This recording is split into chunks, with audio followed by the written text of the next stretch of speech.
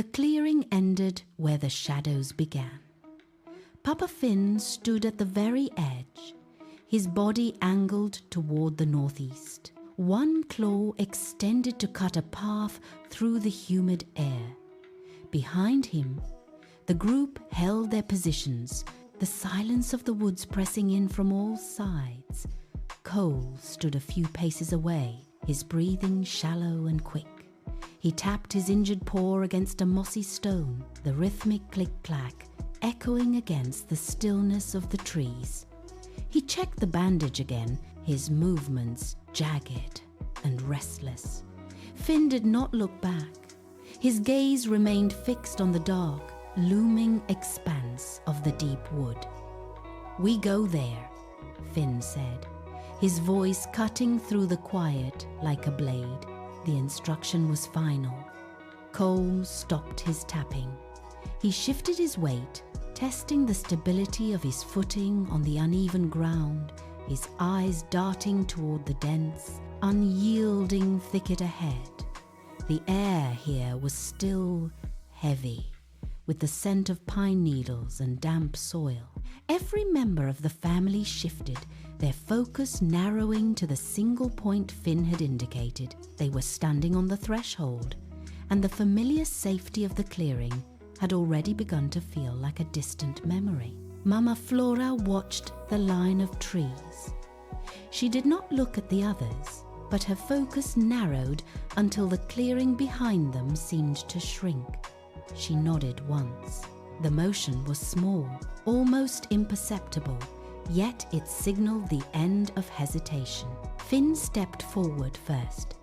His paws moved with a heavy, deliberate rhythm, breaking the invisible line that had kept them safe for so long.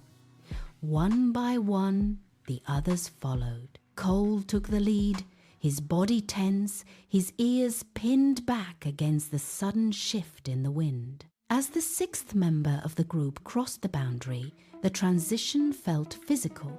The familiar, sun-drenched grass gave way to a carpet of dead leaves that crunched underfoot with a hollow, unnatural sound. The light behind them seemed to dim instantly, as if the forest itself were closing a gate. They did not look back. The boundary was not just a border of trees. It was the final barrier between their known world and the silence of the deep wood. Every step forward took them deeper into a landscape that offered no shelter, no markers, and no way to return to the life they had known just moments before. The air inside the deep wood did not move. It hung heavy, thick with a sharp, resinous tang of ancient pine and the deep, cloying scent of damp earth that had not seen sunlight in centuries. Every breath felt weighted. Thin, vertical shafts of dust-mote light pierced the canopy far above, creating a flickering, unnatural glow that danced across the forest floor. These beams illuminated narrow, winding paths that seemed to pulse in the gloom. As they walked, the ground beneath their paws felt soft and spongy, yielding with every step. The trees here grew close, their trunks gnarled and twisted into shapes that defied logic. A path that looked clear one moment would seem to twist or vanish behind a thicket the next, forcing the group to constantly adjust their direction. The silence was absolute, broken only by the sound of their own breathing and the occasional snap of a dry twig. It was a place where distance lost its meaning.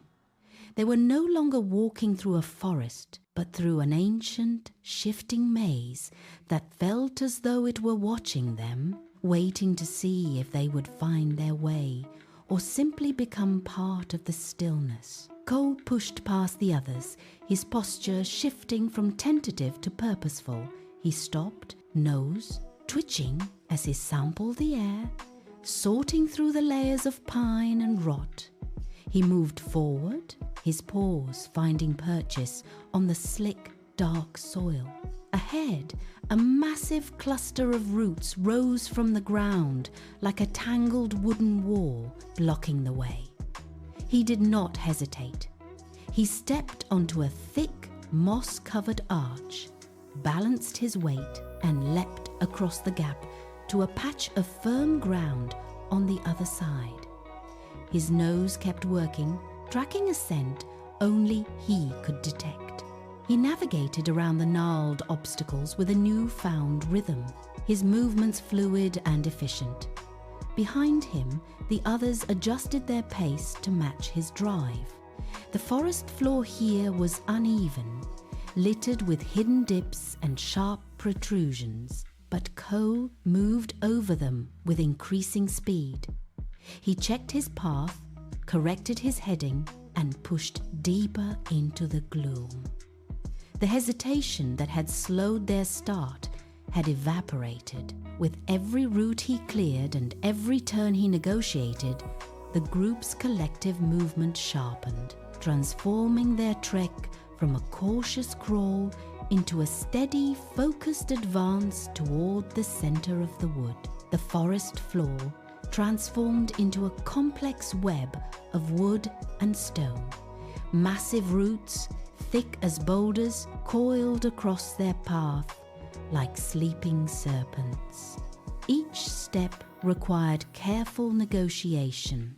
Finn paused, his claws clicking against the hard, damp surface of a twisted root that spanned the trail. They climbed over, only to find another, larger formation waiting on the other side. The path became a narrow channel, carved between walls of dense, thorny brush and ancient trunks that pressed inward. Every few yards, the ground dipped into soft pockets of mud that pulled at their legs, demanding extra effort to extract a paw. The air grew cooler, stagnant, and heavy with the scent of deep loam. They navigated around sharp protrusions that snagged at their fur, forcing them to turn sideways or duck low to continue. The light here was sparse, reduced to dim, filtered patches that barely revealed the next few feet of the trail. The labyrinth deepened. Every turn looked identical to the last, a repeating pattern of gnarled wood and shadow that seemed to swallow their trail behind them. They moved deeper, the forest closing its canopy tight above, sealing them within the living heart of the woods. Cole stopped mid-step, his ears twitching sharply as if catching a vibration in the ground. He did not wait for the others. He turned, his body low to the dirt, and surged forward with sudden, frantic energy. His paws struck the earth with a new, rapid cadence.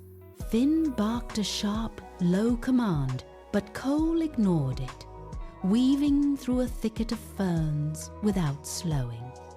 Mama Flora scrambled to keep him in sight, her claws digging into the soft soil as she accelerated. The distance between the bear and the foxes grew. Cole bypassed the wider, safer paths, instead plunging through dense brush that whipped against his sides. He moved with an unwavering, singular focus, his head held high, nose working the wind. Behind him, the others broke their steady gait into a run, breath coming in ragged, audible bursts. They ducked under low-hanging branches and scrambled over fallen logs, struggling to match his sudden, erratic velocity. Cole did not look back. He navigated the shifting terrain with an instinctual ease that left the others trailing behind, their progress frantic and uncoordinated. The forest began to blur around them as they pushed hard to keep pace, the gap between the lead and the followers widening with every stride. The sky vanished. Above, the interlocking branches wove into a solid, impenetrable ceiling that choked the life out of the midday light. What remained was a dim, bruised twilight that turned every trunk into a looming shadow. The air grew stagnant, stripped of the warmth they had felt earlier. Here, the forest felt less like a trail and more like a cage. Cole slowed his frantic pace, his massive frame forced to navigate tighter gaps between trees that seemed to lean toward each other. Finn and Flora moved closer together, their shoulders brushing in the gloom. Every sound was magnified. The snap of a dry twig sounded like a gunshot in the heavy, pressurized silence. They were no longer walking. They were feeling their way through a void. The dense greenery pressed against them from all sides, a wall of living timber that blocked any view of the horizon. The path became a suggestion, a faint depression in the leaf litter that required intense concentration to follow. With each passing minute, the claustrophobia deepened, the weight of the ancient trees pressing down upon them, demanding a cautious, deliberate navigation through the suffocating dark. 2 hours of constant movement had drained the initial adrenaline. Finn slowed his gait, his breath coming in shallow, ragged rasps that hitched in his chest. His paws felt heavy, dragging through the thick layer of decaying needles that carpeted the forest floor. Flora stayed tight to his side, her movements stiff. She stumbled over a gnarled root, but Finn caught her shoulder, steadying her without a word. They stopped for a moment, the silence of the woods wrapping around them like a shroud. Cole stood a few paces ahead, his head bowed, his bandaged paw resting gingerly on a mossy stone. He looked back, his eyes searching the dim light for the others. The tension between them had shifted from urgency to a shared, grinding endurance. Flora stepped forward, pressing her flank against Finn, a brief, grounding contact that seemed to anchor them both. They did not speak. The language of their journey was now written in the rhythmic thud of their footfalls and the way they watched each other's backs. Cole turned away and resumed his steady, limping trot. Finn and Flora followed, their muscles aching, their focus narrowed to the single shared goal of reaching the end of this dark, endless corridor. The forest had been a cacophony of life. The high-pitched whine of cicadas, the rhythmic tapping of wood-boring beetles, and the distant territorial chatter of squirrels had provided a constant living backdrop to their trek. Then, without warning, it stopped. The transition was absolute. One moment, the air vibrated with the industry of 1,000 hidden insects. The next, a heavy, suffocating stillness descended upon the trees. It was not merely a pause in the noise, but an evacuation of sound. Every bird ceased its song. The rustle of dry leaves underfoot seemed to vanish before it could even echo. Finn stopped, his ears flicking backward to catch any shred of movement, but the forest remained stubbornly mute. The air grew dense and still, losing its previous flow. It felt as if the wood itself had held its breath, waiting for a catalyst. Cole remained motionless, his head slightly tilted, his nostrils flared as he tested the wind for a scent that was no longer masked by the usual forest clamor. Flora pressed her back against a thick, gnarled trunk, her gaze darting between the impenetrable shadows that stretched out before them. The silence was not peaceful. It was a warning, heavy with the weight of something massive hiding in the periphery. Cole caught it first. He was mid-stride, his injured paw hovering just inches above a patch of damp fern, when every muscle in his frame locked. He did not blink. His ears swiveled, twitching independently like twin antennas, tuned to a frequency the others could not yet perceive. He held that posture, a statue of pure alertness. His weight shifted toward the dense undergrowth to their left. Behind him, Finn and Flora caught the shift in his stillness. They halted instantly. Finn did not move a muscle, his gaze fixed on the back of the bear's neck. Flora tucked her chin, her breathing slowing until it was nearly silent. The woods seemed to lean in, pressing the heavy air against them. Something was there, hidden in the weave of shadows and gnarled roots, watching. The space between the trees felt alive, with a pressure that had not been there a moment ago. Cole began to tremble, not from fear, but from the raw intensity of his focus. His claws dug into the soft earth, anchoring him to the spot. The fox family pressed themselves into the shadow of a fallen log, their eyes wide, watching the darkness ahead for the first sign of movement. They waited, every nerve frayed, as the silence deepened into an unbearable weight. Cole held the pose, his chest wall expanding as he drew in a deep, steadying breath. Then he let it out. It was not a growl, but a low, rhythmic hum that seemed to vibrate directly through the ground. The sound carried deep into the trunks, causing the loose bark to shudder and the pine needles on the forest floor to dance in tiny, frantic circles. The air itself felt heavy with the resonance of his call. He held the pitch, a steady pulse of sound that carved through the oppressive quiet of the wood. The fox family watched, motionless, as the hum trailed off into the damp air. They waited for the echo to die, but it never faded completely. A heartbeat passed. Then, from the deepest shadows ahead, a response tore through the trees. It was a guttural, earth-shaking roar that hit them like a physical blow. The sound was raw, powerful, and utterly absolute. It shattered the stillness, leaving no room for doubt. The ground beneath their feet seemed to tremble in reaction to the sheer volume. Finn flattened his ears against his skull as the noise rolled over them, echoing off the ancient timber, until it felt as if the entire forest was screaming in return. The silence was gone, replaced by the terrifying certainty of something massive closing the distance. The thicket ahead did not just open, it was obliterated.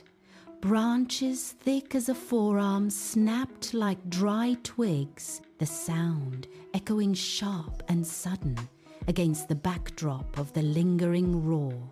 The undergrowth erupted, flying outward in a chaotic spray of leaves and splintered wood. Then the source of the noise surged forward. She did not stop at the edge of the clearing, but carried the momentum of her charge straight into the center of the space. The earth buckled under the weight of each stride. She was a mountain of muscle and raw kinetic force, appearing so suddenly that the air seemed to rush in to fill the vacuum she left behind. The fox family stood pinned, their bodies reacting faster than their minds. They scrambled back, claws scrabbling for purchase on the mossy floor as the massive presence occupied the entire clearing. The sheer volume of her arrival pushed the light aside, casting a long, heavy shadow over the path. She came to a halt, the ground beneath her paws settling with a final, jarring thud. Dust and pine needles hung suspended in the air between them. Caught in the wake of her movement, the clearing, once wide and open, now felt small and impossibly cramped.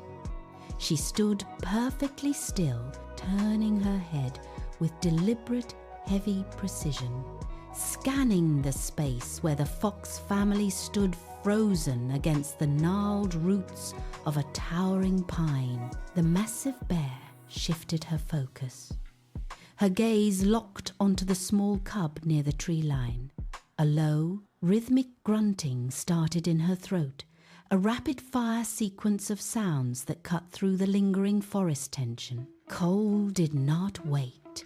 He broke from his position, his paws hammering against the damp earth as he sprinted toward her. The space between them closed in a blur of motion.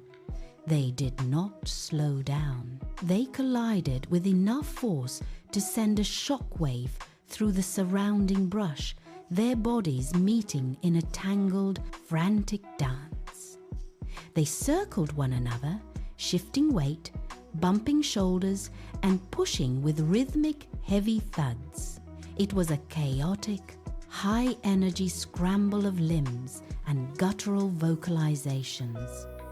They pressed their bodies together, turning in tight, overlapping circles, refusing to break contact even for a heartbeat. The sound of their grunts grew louder, punctuated by the sharp snapping of twigs under their combined weight.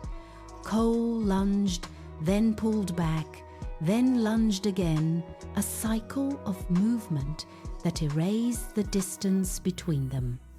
There was no hesitation, only the relentless, driving need to reconnect.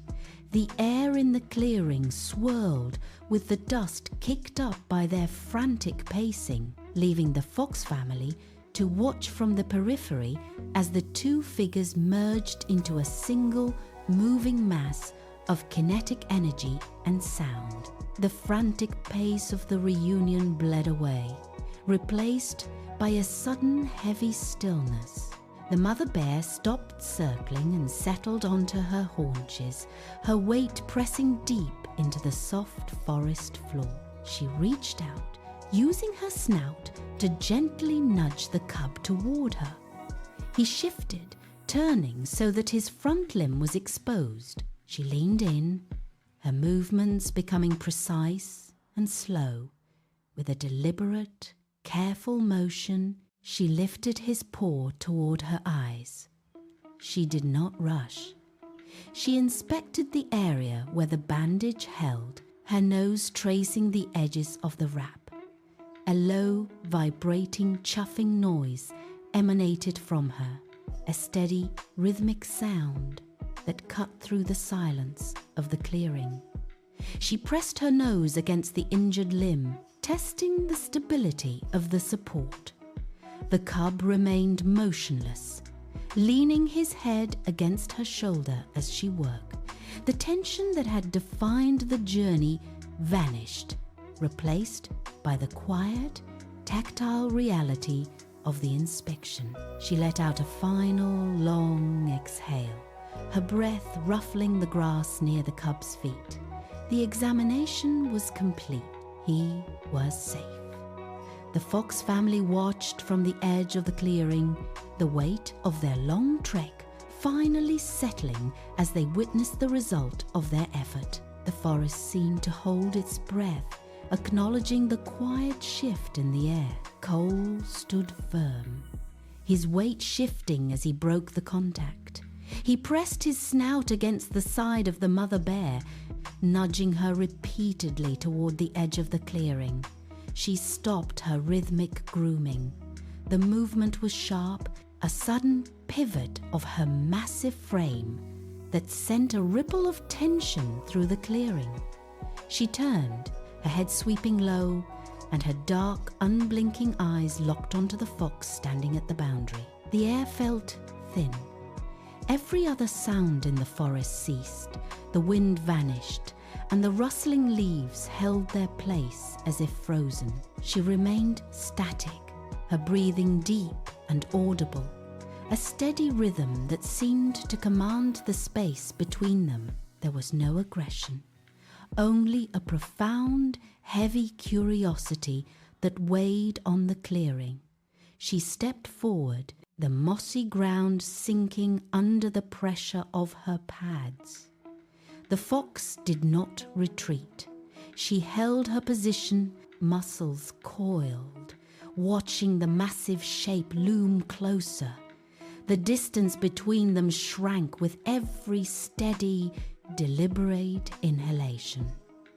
A new breathless tension settled over the clearing, replacing the earlier relief with a raw, unpredictable uncertainty.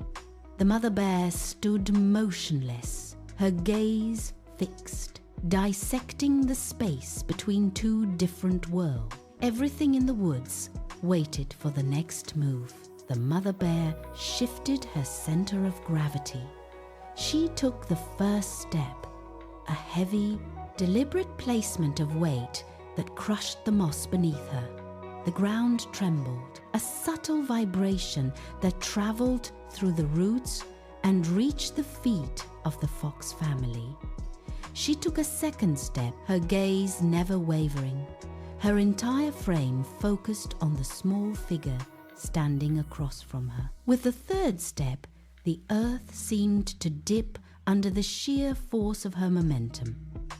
She came to a halt, closing the gap until only inches remained between them. The proximity was absolute. The fox stood in the shadow of the massive form, forced to look up, every muscle held in rigid focus. The air between them grew heavy, charged with the sudden, undeniable heat of the larger creature.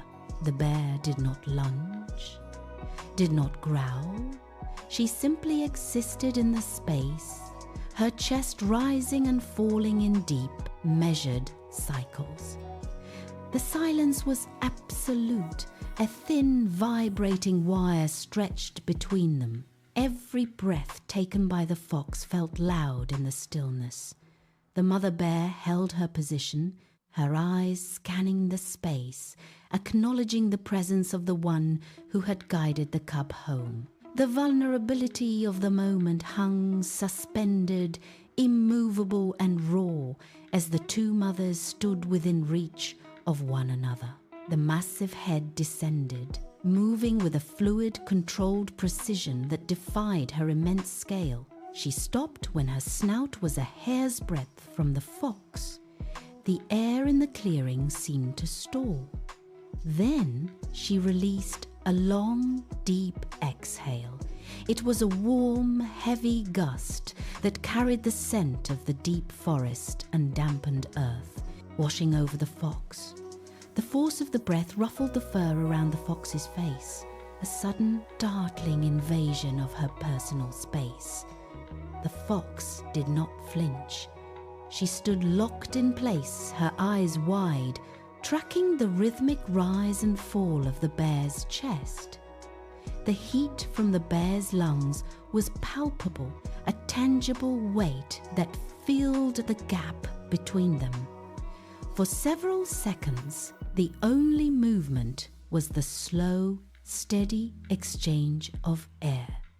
The bear blinked, a heavy, deliberate closing of lids, and in that simple gesture, the tension that had gripped the clearing began to dissipate. There was no sound, only the shared pressure of their presence. The fox let out a slow, steady breath of her own, mirroring the rhythm. A profound, silent understanding passed between them, anchored in the simple reality of two mothers acknowledging the safe return of the young. The air remained thick with the weight of the moment, yet the sharp edge of danger had dissolved, replaced by a quiet, lingering gravity. The mother bear broke the connection first. She pulled back, her massive frame shifting as she turned her attention toward the younger bear. She reached out with a heavy, deliberate nudge of her snout, pushing against his side. It was a firm, grounding pressure that forced him to pivot toward the tree line. Cole stumbled slightly under the force but regained his footing, his gaze flickering once back toward the foxes, before he turned his body to follow her lead. The mother bear took a slow, heavy pace forward, her path cutting through the tall grass and into the shadows. Cole walked in her wake, his movements synchronized with her steady, rhythmic stride. The space they left behind felt suddenly hollow. The clearing, which had been charged with their presence moments ago, now felt vast and empty. The fox family watched the pair retreat, their footing firming as the urgency of the rescue dissolved into the quiet hum of the woods. The realization settled in the air. The mission was done. There was no need for further interaction, no reason to linger. The two bears moved with a single, shared purpose, their forms blurring as they stepped into the thickening gloom. The connection that had held the clearing in a rigid, fragile balance was now severed, leaving the foxes to stand alone in the cooling, shifting light of the forest. The bears did not look back. They moved with a steady, heavy rhythm that carried them deeper into the dense, interlocking trunks of the deep wood. The light behind them shifted as the canopy overhead grew thick, knitting together into a solid ceiling of green and grey. First, the mother bear disappeared, her massive silhouette blending into the bark and shadow. Then, the smaller form of the young bear followed, his dark shape flickering once against a patch of moss, before he too was claimed by the gloom. The forest swallowed them whole. The fox family stood at the edge of the clearing, their gazes fixed on the exact spot where the last trace of the bears had flickered out. The silence that followed was total, broken only by the distant, rhythmic drip of moisture from the leaves. There was no sound of snapping twigs or heavy footfalls to guide them now. The mission, which had demanded every ounce of their focus and energy, was physically complete. The weight of the forest seemed to settle back into its familiar, quiet patterns. Finn stood motionless, his ears tracking the empty space where the bears had vanished. Flora held her position, her breathing slow and steady, watching the shadows for any movement. They remained there, rooted in the fading light, letting the reality of their success anchor them to the ground. A single piercing shaft of golden light pierced the canopy, striking the ground exactly where the mother bear had stood. It illuminated the dust motes dancing in the quiet air and warmed the moss underfoot. Flora let out a long, audible breath, her posture finally losing its rigid edge.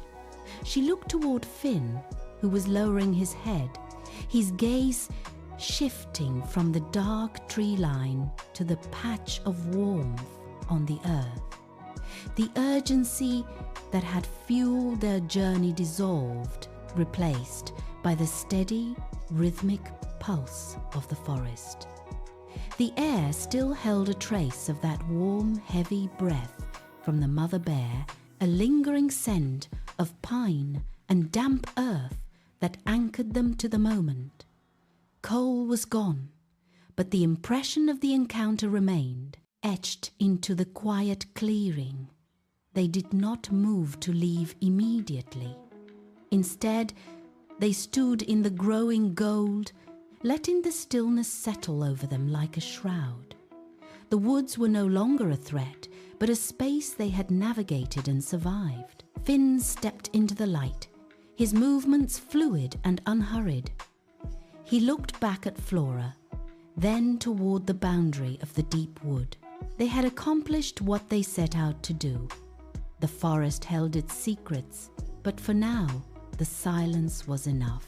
They turned together, moving with a newfound, steady grace toward the edge of the trees, leaving the golden light behind as the memory of the encounter solidified into peace.